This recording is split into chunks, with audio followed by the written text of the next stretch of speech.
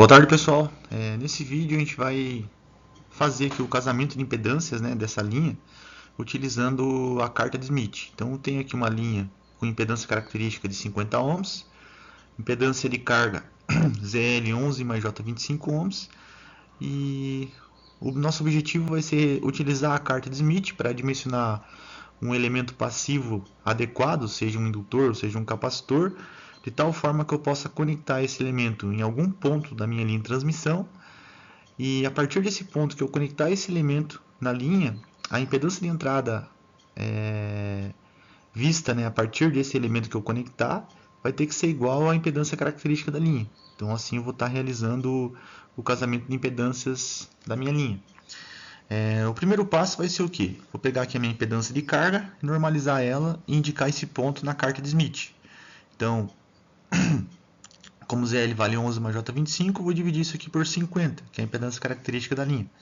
Fazendo isso, eu tenho aqui a minha impedância de carga normalizada, né? 0,22 mais J05, indicada aqui na minha carta de Smith. O próximo passo vai ser desenharmos aí a nossa circunferência do gama constante. Para fazer essa circunferência, a gente vai pegar o compasso, aqui do centro até o ponto que eu indiquei a minha impedância normalizada, e vou fazer aí uma circunferência.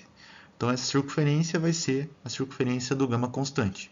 O próximo passo é saber, né, qual que é o ponto que eu quero chegar para dimensionar esse elemento adequado, e de tal forma que eu posso conectar isso na minha linha e fazer o casamento da minha linha de transmissão.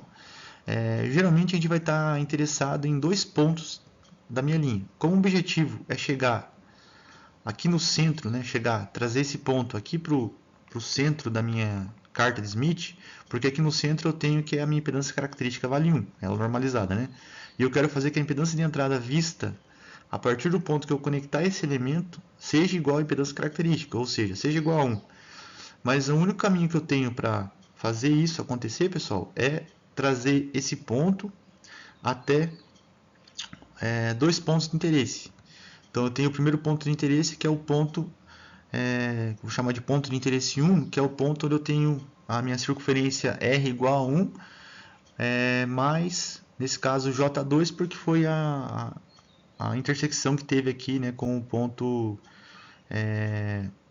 com a circunferência dos valores imaginários. Então, assim, o objetivo sempre, quando você quer fazer o casamento, acrescentando um elemento reativo apropriado, você vai ter sempre dois pontos de interesse que são válidos para fazer esse casamento. E esses pontos de interesse eles vão estar sempre sobre a minha circunferência do gama constante, fazendo intersecção com a minha circunferência para R igual a 1, ou seja, para a parte real igual a 1. Então, os pontos de interesse vão ser sempre o 1 mais Jx ou o ponto 1 menos Jx. Aqui já foi indicado que é 1 mais J2 porque eu já tenho a minha linha ali de exemplo, né? Já tenho os valores, então fazendo a leitura da carta eu vi que a intersecção foi exatamente na circunferência igual a 1, porque é essa circunferência que vai me levar lá para o centro da carta, né? Ela que passa exatamente em cima daquele ponto onde a gente quer que dimensionar o elemento apropriado para que a impedância de entrada vista a partir desse elemento seja igual à impedância característica da linha. Então a única circunferência possível é essa. E aí, intersecção com a minha circunferência do gama constante, eu vou ter aqui J2, né? A parte imaginária igual a J2. O outro ponto de interesse seria aqui embaixo. Na mesma circunferência R igual a 1, mas aqui eu tenho menos J2, né? Então tem esses dois pontos de interesse. Geralmente eu vou escolher o ponto que é mais próximo da minha impedância de carga.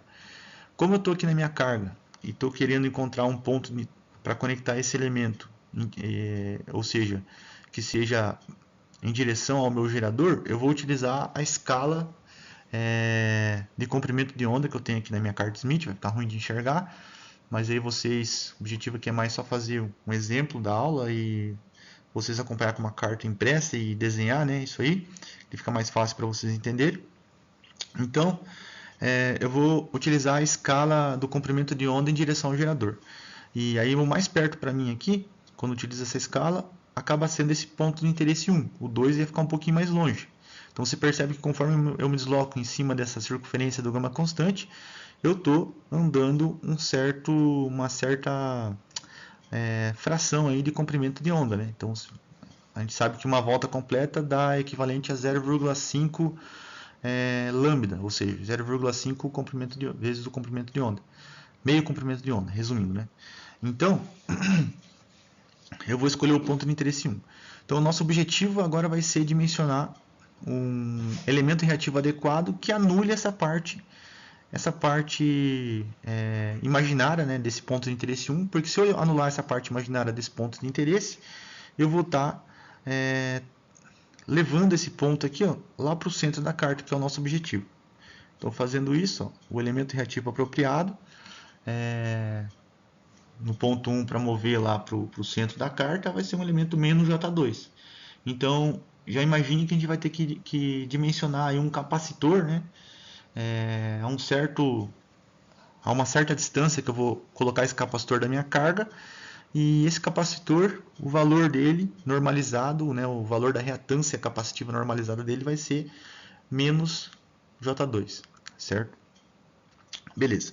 Sabendo disso, o próximo passo agora vai ser ver em qual distância eu vou conectar esse capacitor.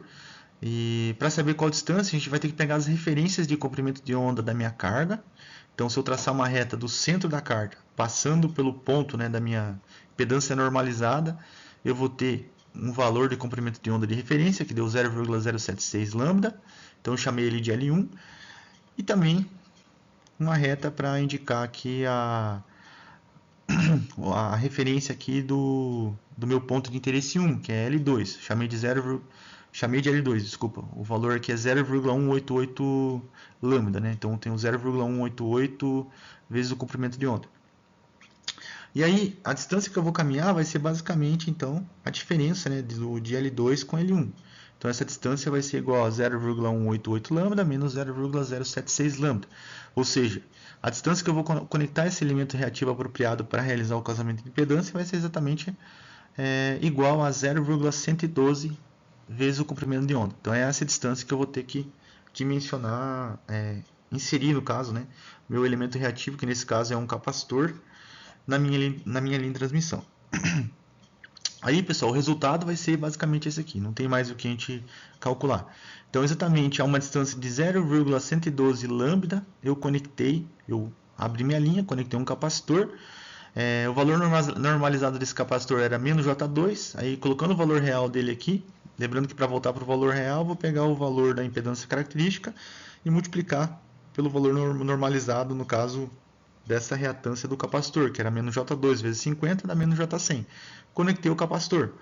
De tal forma que, quando eu calcular a impedância de entrada vista a partir desse ponto, a uma distância de 0,112 lambda, essa impedância de entrada vai ser exatamente igual à impedância característica da linha. Então aqui eu garanti, né, que foi realizado o casamento de impedâncias da minha linha, acrescentando esse elemento reativo apropriado. Claro que aqui vai ter uma limitação, né? Vamos supor, se você definir o valor do capacitor, o valor de uma capacitância de capacitor, a limitação vai ser de acordo com a frequência do sinal que está sendo transmitido nessa minha linha. Então tem que ter só esses cuidados, mas para fins aqui práticos, né, de resolver ali nossas atividades, eu não vou estar cobrando para vocês dimensionar o valor de capacitância a uma certa frequência. Então vai ser algo mais simples mesmo. Beleza? Depois eu faço um vídeo a respeito de casamento de impedância utilizando tocos, né, em paralelo que eu vou conectar na minha linha original, de tal forma que eu faço um casamento com tocos em paralelo. Fica para uma próxima videoaula.